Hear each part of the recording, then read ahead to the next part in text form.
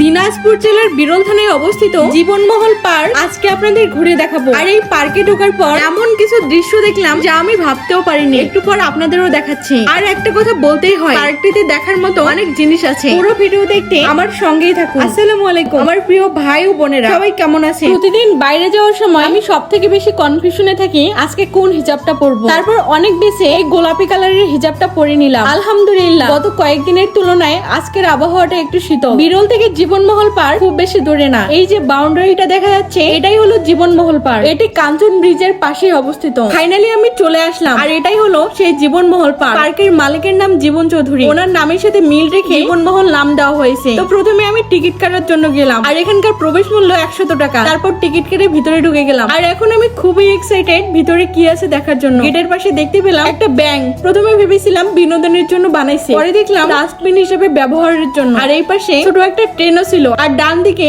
এখানে একটা নৌকা ছিল। আর এই জায়গায় দেখলাম বনের রাজা সিংহকে পুরো ডাস্টবিন বানিয়ে ফেলে রাখছে, ভাবা যায়। এরপর দেখলাম পঙ্কিরাজ ঘোড়া। পঙ্কিরাজ ঘোড়াকে বিদায় দিয়ে চলে আসলাম জীবন চৌধুরীর কাছে। ইনি সেই জীবন চৌধুরী যিনি এই পার্কটি নির্মাণ করেছে। দেখতে মোটামুটি হিরোর থেকে কম না। এই জায়গায় দেখলাম আমার বাঘ মামা মুখ হা করে বসে আছে। বাস্তবে তো কোনোদিন তার ধারের কাছে যাওয়া হবে না, তাই এই সুযোগে তার মুখে হাত ঢুকিয়ে দিলাম। বাঘের পিছনে একটা উট পাখি আর সাথে একটা হরিণও ছিল। একটু এগিয়ে গিয়ে দেখতে পেলাম একটা মসজিদও আছে এখানে নামাজ পড়ার জন্য। প্রচন্ড রোদ ছিল, আমি হাঁটতে পারছিলাম না, তাই এক দৌড়ে এদিকে চলে আসলাম। এখানে এসে দেখতে পেলাম একটা বড় লাভ আর পাশে দেখলাম এক রূপকথার পরী একদম ডানা মেলে দাঁড়িয়ে আছে। আমি তার সাথে একটু হ্যান্ডশেক করলাম। এখনো পুরো পার্কটা বাকি আছে, তাতেই আমি হাঁপিয়ে গেছি, তাই এখানে একটু বসে পড়লাম। আর এদিকে দেখলাম দুজন ঘাড় ধরে বসে আছে। আজকে ওই সব দেখতে হবে ভাবিনি। আর এই জায়গায় একটা কমিউনিটি সেন্টারও ছিল, যে কোনো বিয়ের জন্য বুক করতে পারে। ও মা, এখানে দেখে একটা বানর এই চাচার মাথায় ঝুলে আছে, তাই ভাবলাম আমিও একটু হাত দিই। আর এদিকে একটা ক্যাঙ্গারুও ছিল। এবার দেখতে পেলাম সিংহ মামা। 100 টাকার টিকিট দিয়ে ভিতরে ঢুকলাম। আবার এখানে দেখি প্রসাব পায়খানা করতে গেলেও টাকা লাগবে, ভাবা যায়। আর বাথরুমের সামনে আরো একটা ছোট্ট পরীর বাচ্চা দেখতে পেলাম। এবার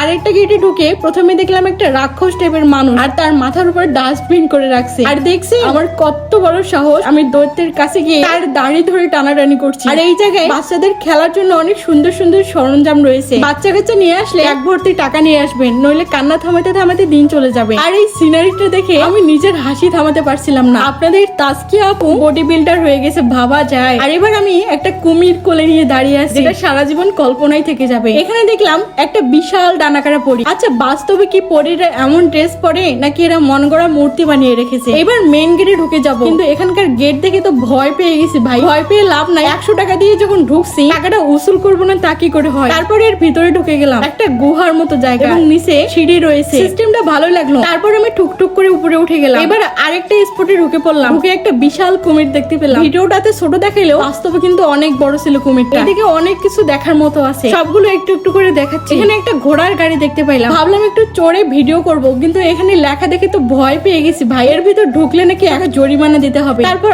আরেকটা গেট দিয়ে এখানে দেখলাম একটা হ্যান্ডসাম ছেলে হাউ আর ইউ লিখে দাঁড়িয়ে আছে। আর এখানে কলা গাছও ছিল, অর্ধেক কলা পেকে গেছে আর অর্ধেক কলা কাঁচাই থেকে গেছে। গাছটা অনেকটা বাস্তবিক মনে হচ্ছিল। তারপর এই সাইডটাই চলে আসলাম, এখানে একটা পুকুর ছিল আর এখানে দেখতে পাচ্ছিলাম নীল শাড়ি পরে এই আপা গাছে পানি দিচ্ছিল। যতদিন এই মূর্তিটা ভাঙবে না এই আপা এখানে পানি দিতেই থাকবে। আর এখানে একটা একটা করে ট্রাই করে দেখছিলাম কোন বডি বিল্ডারের সাথে আমাকে মানায়। আসলে একটাও মানাচ্ছিল না। টুকি আমি এখানে এই হনুমান ভাইয়ের সাথে একটু লুকোচুরি খেলছিলাম। বেচারা কার দিকে যে তাকাই আছে কে জানে। এদিকে দেখার মতো আরো অনেক জিনিস ছিল। পার্কটা মোটামুটি অনেক সুন্দর ছিল। এরপরে দেখছিলাম অনেক বড় বড় মাছ। আর এখানে এক পুকুরের সাইডে একটা সুন্দর জায়গাও ছিল। এখানে এক ভাই গরু টানতেছিল, আমি বললাম তাকে একটু হেল্প করি, তাই আমিও টানতে গেলাম, কিন্তু গরু আর নড়ে না। আর এখানে বানরটা মনের সুখে কলা খাচ্ছিল। হোয়াইট হাউস ভিআইপি রিসোর্ট ছিল এই দিকটায়। রিসোর্টটা অনেক সুন্দর, দূর দূরান্ত থেকে বেড়াতে আসলে এই ভিআইপি রিসোর্টে থাকতে পারবেন। তবে এই পার্কের ঝোপঝাড়েও রোমিও জুলিয়েট ছিল, ওদেরকে আজকে ভিডিও করি নাই কারণ সবাই রোমান্টিক মোডে ছিল। এদিকে খাওয়ার জন্য একটা রেস্টুরেন্টও ছিল। পার্কের এক কোণে দেখলাম 1, 2, 3 এখানে 3টা হরিণও ছিল। আপনারাও এখানে ঘুরতে আসতে পারেন, তবে ফ্যামিলি নিয়ে না আসাই বেটার আমার মতে। এখন আমি এই গেট দিয়ে বের হয়ে যাব। আর এটা মনে হয় বসার জায়গা পাইনি, তাই সিঁড়িতে বসে প্রেম করতেছে। সামনে দেখলাম এরা ঘাড় ধরে হাঁটছিল। প্রথমে ভাবছিলাম হয়তো অসুস্থ, পরে দেখলাম এটা এক ধরনের ভালোবাসা, যেটা আমার আর আপনার মতো মানুষ বুঝবে না ভাই। অল্প সময়ে পুরোটা দেখানোর চেষ্টা করছি। এর মতো ব্লগটা এখানে ভালো লাগলে লাইক কমেন্ট শেয়ার করে পাশে থাকবেন। আল্লাহ হাফেজ।